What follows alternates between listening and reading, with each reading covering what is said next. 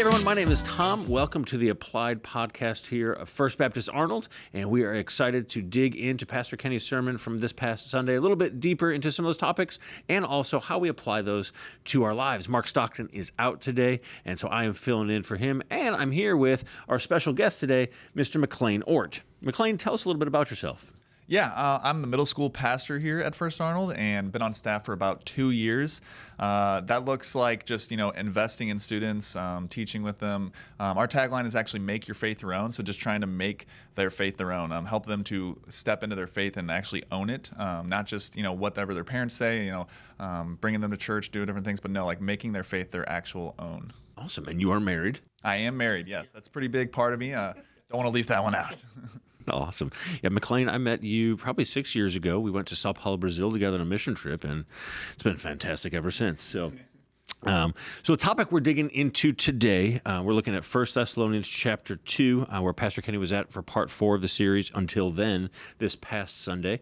First Thessalonians 2, 1 through 12. And really, his whole deal that he looked at was, how do we be effective in ministry? And I think a lot of times we can think ministry, paid church people. Like, no, but this is like the ministry of all the believers. Like, what does it look like for us to be like effective? So we're going to dig into that a little bit.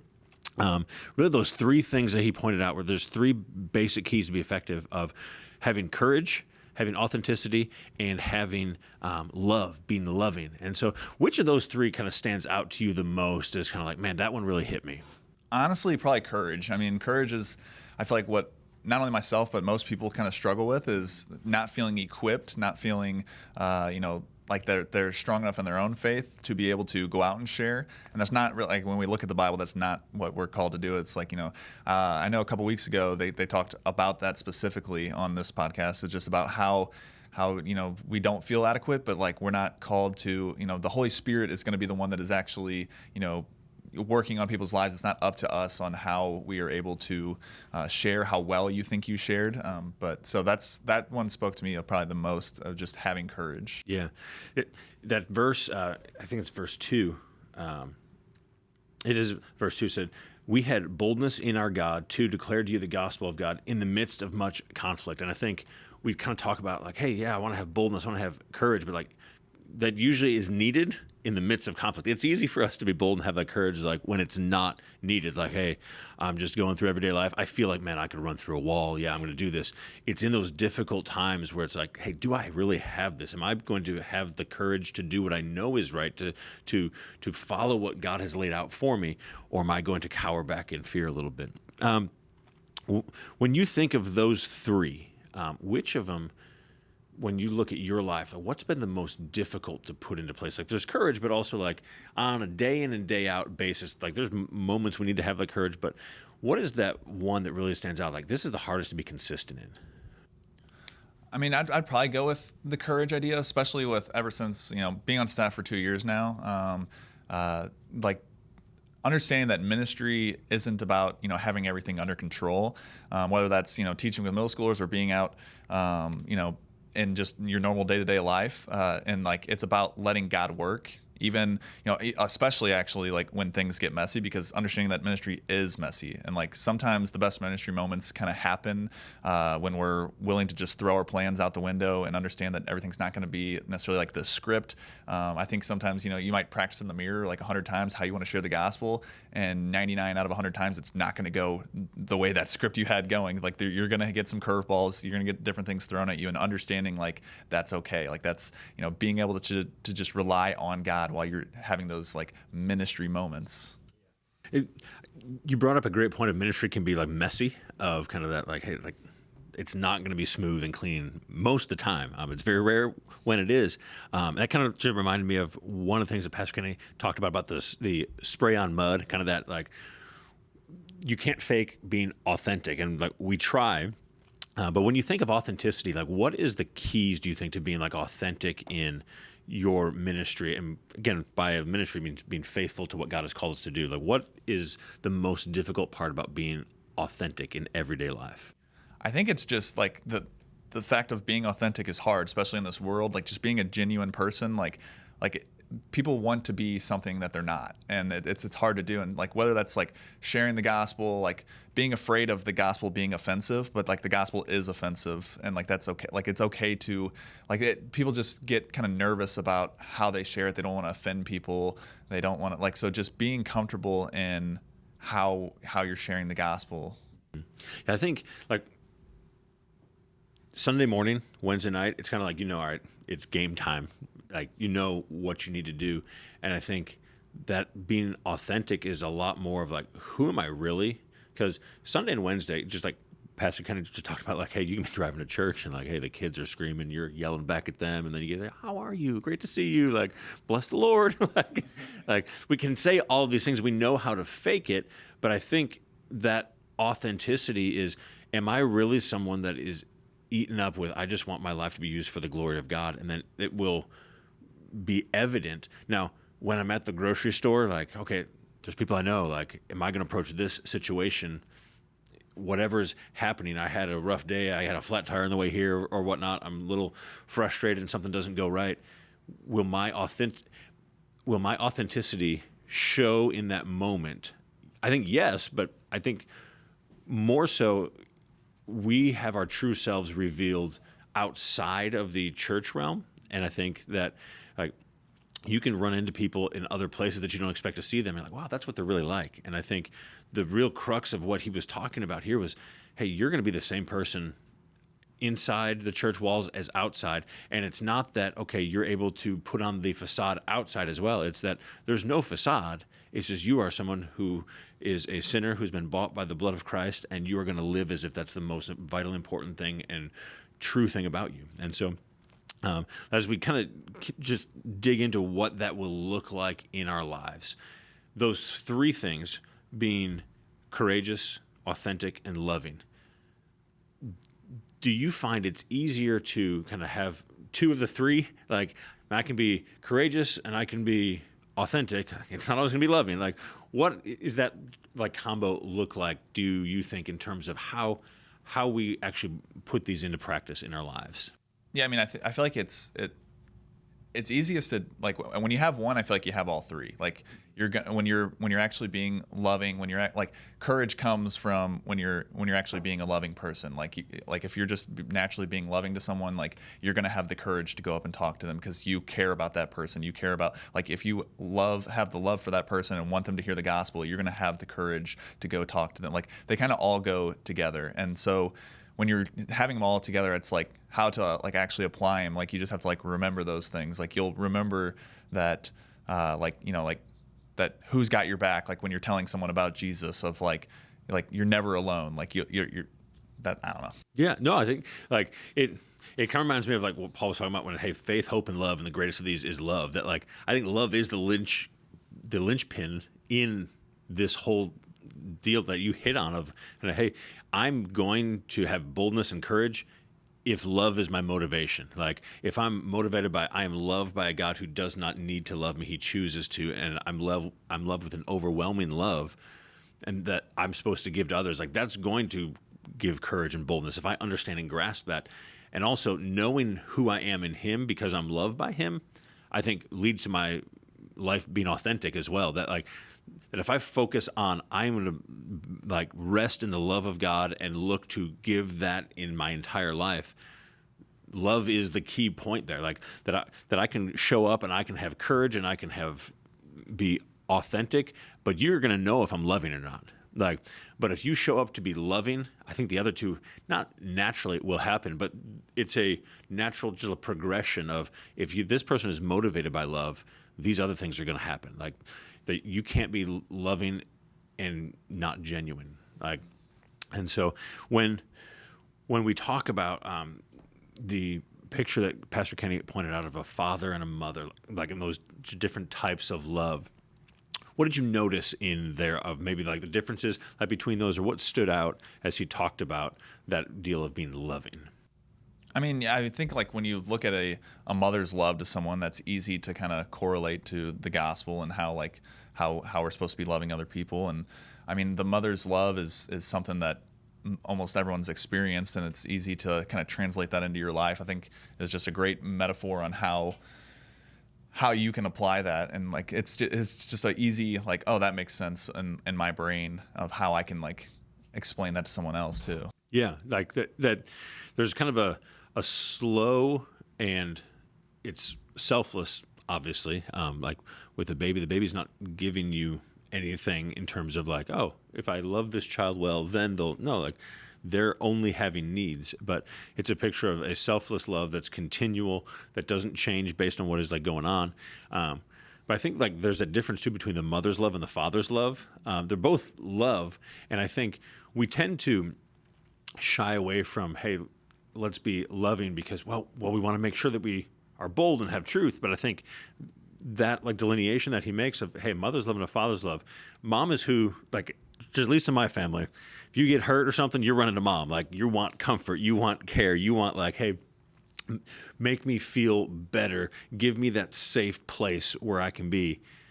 And then dad is more of like, you're loving, but like it's, man, I want my sons, or in other people's case, my daughters, I want them to grow up to be a follower of Christ that is doing the right things, that is making the right choices in life. And so there's a little bit more of almost that, not harsh, but it's more like disciplined approach of, hey, this is what you need to be doing. This is the like corrective action that you need to take. And not that a father loves less than a mother, but it's in a different way.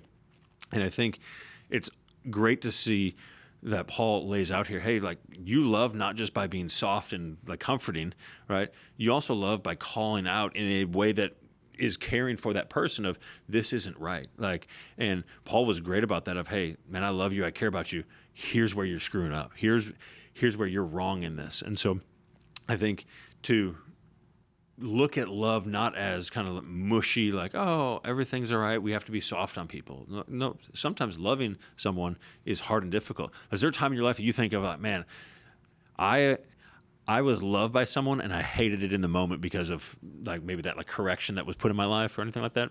Yeah, I mean, I probably have a billion examples I could give, but I mean, especially speaking on like the, more tough love from like a father, like I can think of plenty of times, especially like just with my dad, or whether it be, I was a big sports family growing up, playing like different sports, of kind of giving the tough love of almost like, playing in some sports of, hey, you might think you're good and you're gloating and you're doing all these things, but like that's not the way that you should be approaching things, and that's not the way. I didn't grow up in a Christian household, but it was still putting in the values of like, hey, you scored a goal in a 10U soccer game, you're not going to do 13 laps and beat on your chest, and like they put me in my place almost of like, and like in the moment it would probably be wanting like, no, I want you beating on my chest too, like come on, like pump me up, like I just scored a goal, but just keep me in a reality check of like, come on man, it's a 12U soccer game here of this is not the World Cup, like let's put you back down on earth here a little bit of. I got you. Yeah. So like there's tough love is one of those things that you appreciate, I think, more later on down the road. It's not in the moment. Like it's like a mother's love, man. Mom hugs me, it's great, it's awesome, I love it. Like, but then it's that corrective love, that fatherly love that he like talks about. That's like, man, a year from now, it's like, man, I'm glad that person did that. I hated that in the moment. I didn't like it in the moment. It frustrated me in the moment, but I did that. Like I really felt that, and it's made me a better person. I love that they did that for me. And so thinking through that in ministry wise, like if I'm going to love someone well in ministry, what is the way that I marry that boldness and love, but also have that authenticness to me? What are some things that have helped you as you've kind of tried to live an authentic faith? Like you came to Christ later in life. I say later in life as if we're 90 years old, but you were out of high school when you came to Christ. Like what did it look like as you tried to kind of find that? Yeah, I mean, for me, I try to apply what I saw a lot of. Coming in towards like the college age, seeing like just authentic people, like Tyler Scabroni, our college pastor here, just being an authentic person. Like it wasn't like some facade he was putting on. And I try to take that and apply that in my life as well. Of like when I see old high school buddies, when I see people like just being genuinely who I am, right? Like not trying to put on some, facade for them of like, okay, I need to like look perfect, do perfect things, like for them to be able to share the gospel with them or whatever it may be. Like just being a genuine person, being genuinely who I am, and being like true to, and like I think people respect that a lot more, honestly. Like I think, when people can kind of sniff out when you're kind of faking through things, or you're just trying to like put on some front to someone. And I play in a sand volleyball league, and I still see a bunch of high school buddies at that there, and like little moments where even there where you're able to like share the gospel with them, share what I do for work, share what, like being able to share with them and just be genuine, not, make up some crazy story of, like trying to, force like conversations to them, like just letting it naturally come. And like when it naturally comes, like it's natural. So it's not like, it doesn't feel weird, doesn't feel forced, doesn't feel weird for them. I feel like that is where things are just most effective, is like just genuinely letting God work through you, not trying to force things. Yeah. And I think you hit on something huge there of, it's not really mind blowing. Like, being authentic is being yourself. Like, whew, like, put that on a t-shirt or something. But I think that is the key thing in it, is that I'm being authentic. I'm being who I am. But that means that who I am, like, especially for you, like as someone who got saved between, like, you were a different guy in high school than you were after you met Christ. And so it's who you are has changed. And I think what he's pointing out to these people is, hey, you've changed. You're not the same person. Be that new person. Be who I have made you to be. Be who I have made new, and let that shine through. Let the work that God has done in your life shine through. It's basically get out of the way and let God do what God's going to do. You just have to have the courage to let that shine through. And I think that there are those things where, hey, socially, maybe this is not going to go the same way for me. Like, you probably experienced that a little bit of like, hey, I gave my life to Christ. I wasn't doing the same things. I'm not the same guy that I was then. So like, what was hard about that? Like, that you had to have that courage to be authentic to who Christ had made you to be new. Yeah. I mean, definitely, especially like, so when I first came to Christ, I was at Missouri State University down in Springfield, Missouri, and just basically on an island, it felt like, with everyone basically not being believers. There's plenty of believers, I'm sure, on campus, but in my friend group of people that I know, and just basically swimming upstream against everyone that I was around. Of everyone else was going to parties, doing different things, and for me, it was like just finding, having the courage to be like, no, that's not what I'm going to do. Or even just simple things of like waking up early on a Sunday to go to church. Like, everyone else is sleeping till noon, doing whatever. And like, so for me to like wake up, go to church, and it's like, why even doing that, man? Like, and then having the courage to even go from there of like why I am doing that, and telling them, and being, again, just genuine of why I am going to do things. Like, and that's also what's something that's cool, is like, I feel like you think you have to like work super hard to find these ministry moments. It's like, if you're just living the way you're supposed to be, like, they are going to happen. And like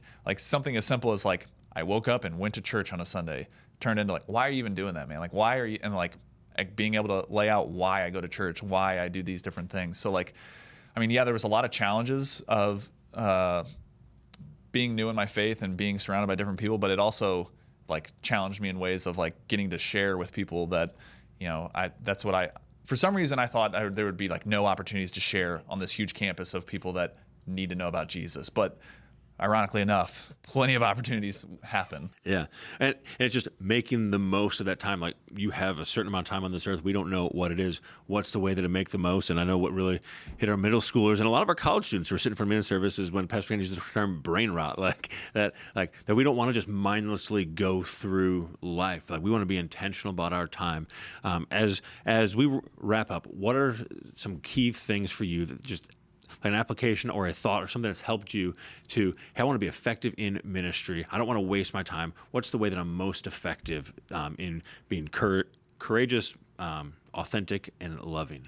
Yeah, I mean, building off like the brain rot thing of, I know like every middle schooler's head turned immediately as soon as that was mentioned, and that hit straight to home with them. But I know what brain rot, and if you don't know what brain rot is, it's usually like just scrolling through TikTok or any social media just mindlessly but like that can, I think like we can have that in our spiritual life as well. You just kind of, whether you're just filling up on junk or, spiritual laziness, there's just a lot of different avenues for that. So just taking the idea of brain rot and applying to this of, I feel like trying to avoid having brain rot in my faith, not getting spiritually lazy where I'm skipping prayer or, never opening my Bible or doing different things.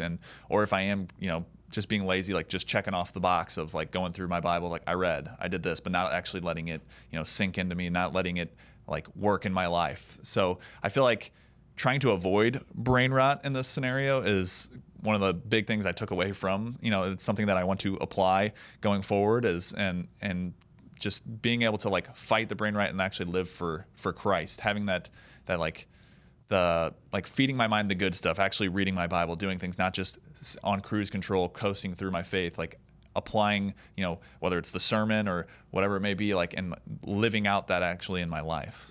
Yeah. I think, again, if we are authentic followers of Christ, we want to be effective, and we want to be able to look back on our lives and say, hey, my life was used for the utmost for the glory of God, that like I did everything I possibly could to glorify him, to do what he put me here to do. And so as we wrap up, I would challenge you, one, let's make the most of your time. Don't just go on cruise control, as McLean said, but like push through in your life and be effective and make the most of every moment. I think like the Bible says, take captive every thought, right? Think through everything that you do. Is this what God put me here for? And I think we can like default to, well, I'm at church, now I have to make sure I'm in church mode. But no, we're in follower of Jesus mode in every moment of every day of our lives. And does my life look like that? Like, let's be authentic in that. Let's be courageous in it. Let's be loving in that. But this week, who's one person that you can have the courage to be your authentic self with, not bait and switch, not try to do anything like, hey, I'm going to get you to church, and then if you can maybe win an iPad. Like, no, I want to share the gospel with you, and I'm going to do it in a loving way, the way that my Heavenly Father has loved me, because I want to show that love to you. So find one person this week that you can love well and that you can share the gospel with. And we're looking forward to part 5 next week of Until Then, and Mark will be back, and you all will be glad that Mark's back. And but we've enjoyed spending time with you. Let's pray, and we'll close out our time here today. God, we love you, and we thank you for who you are. God, we thank you for your goodness to us that's not deserved. God, we bring nothing to the table, and you bring everything, and you look at us in our absolute worst state, and you say that you love us.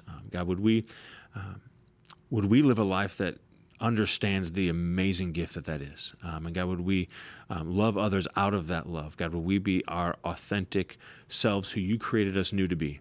And would we have the courage that only comes from you and your Spirit at work within us to do what you put us here to do, to glorify you, to share the gospel, and to make famous your name. And so, God, we just want to apply what we've learned from your word to our lives. We don't want to just be hearers of the word. We want to do what it says. And so, God, would you help us do that this week? And God, until we're back together again, God, would you allow us to live faithfully for you? In your name, amen. Well, thanks again for joining us. Have an awesome week.